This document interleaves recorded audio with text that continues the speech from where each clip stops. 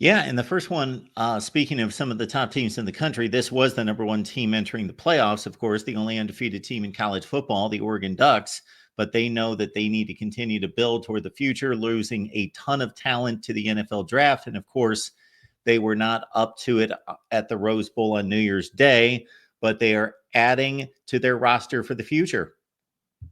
They are. Tulane running back Makhi Hughes was one of those prospects as soon as he hit the board, much like many of the running backs who hit the board later in the portal and the winter portal were going to be hot commodities, and there was no different. And like I say, there was a lot of relationships matter in recruiting, and this is one of those things that it definitely seemed that from the jump that while there was a lot of suitors for Makhi Hughes, that ultimately all the relationships along with his younger brother also headed over to Eugene as well.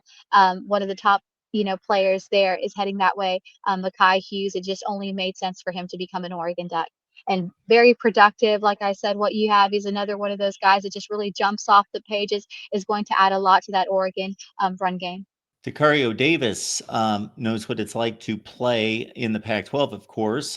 His last season here in the Big 12 for Arizona, they have matched up in the past against Washington, but now some of those former opponents will be teammates.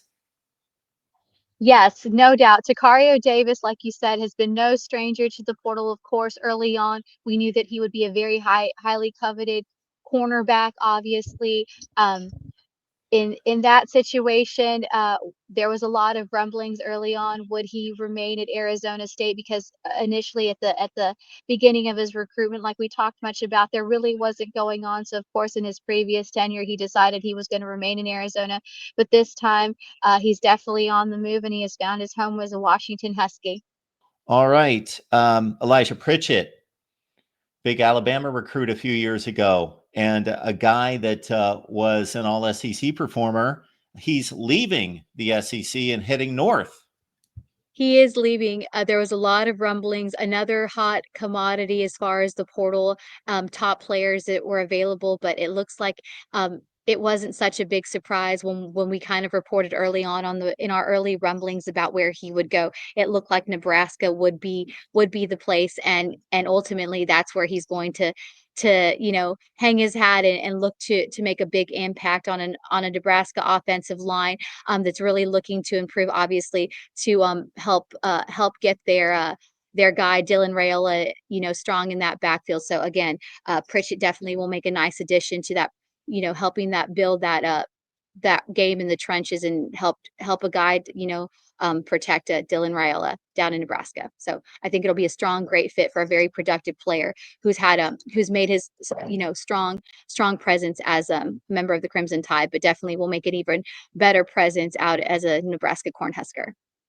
Again, yes, the rumblings, a guy that we've talked about. We just mentioned him. He's hot off the market out in SoCal. Like we said, SoCal's definitely finding its way. There's a lot of top players leaving, and USC added O lineman Emmanuel Pregnon as one of the guys who, unfortunately, he's been a staple there for the Trojans, but is looking to test the waters. We Colorado native. We talked about Ole Miss, definitely, possibly, trying to entice him to come down to Oxford. And we're hearing that there may be a possible visit in the very, very soon future. You just never know. We've seen a lot of situations where visits have been made and not made. So it's one of those things. And then we've also heard that Colorado was in the mix as well. And with that, those two haven't changed. But of course, with the popularity of the interior linemen, the offensive line guys being so high in this cycle of the portal, it should be no question that he's definitely going to have a lot more suitors. And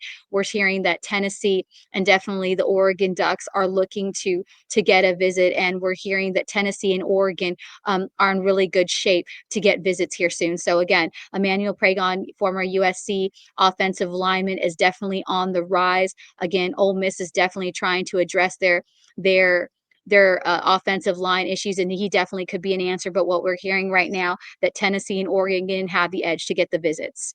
Jabbar Muhammad, one of the best cover corners in the Pac 12, moved from Washington to Oregon. One of the big reasons why the Ducks were so successful this year. Washington, as Leanne just reported a few minutes ago, have locked in on Arizona corner Ticario Davis. Well, if you got one lockdown corner, you might as well get two and really lock down either side of the field. So Jetfish is hoping to do that, Leanne. Yeah, Thaddeus Dixon, of course, he's another top corner as soon as he hit the portal, coming off from Washington. We're hearing that, of course, UNC Bill Belichick definitely making a push for him, looking to get him over, to Chapel Hill. But of course, the Washington, we're still hearing, is trying to see if they can entice Thaddeus Dixon to stay. So my only question is there room for two top cornerbacks at Washington and Ticario Davis and Thaddeus Dixon? That would definitely be a dream combo to be able to have those top two guys as corners in your roster. So Washington definitely trying to see if they can entice Thaddeus Dixon to remain a Husky. But of course, when you got Bill Belichick on the horn, we don't have to talk about what kind of resume and what kind of recruitment he can do. He's definitely found a lot of success. So UNC is definitely a school to watch. But again, the Huskies are not, despite the commitment of corner, Arizona corner Ticario Davis, they are very much still trying to entice Thaddeus Dixon to show him that there is room for two elite corners in that roster. So that will be another interesting to watch. But of course, Bill Belichick coming in strong for Thaddeus Dixon services. Noah Thomas, of course, is a guy that It's someone we definitely want to mention, Mark. It is the former five-star Georgia edge, Damon Wilson. He's freshly new to the portal. I have not had a chance to watch a lot of his recent film, but coming out of high school, like I said, former five-star, one of the top guys. Um, you know, Coming in, and he's definitely going to be someone that a lot of people are going to be looking at. And the one to watch is none other than Ohio State. He definitely would be a compliment, obviously, after they are losing their two top rushers in Jack Sawyer and JT Tumalu. You can probably pronounce that better. Wow. Just To call him JTT. Just everybody calls him Yeah, that's perfect. JTT. JTT.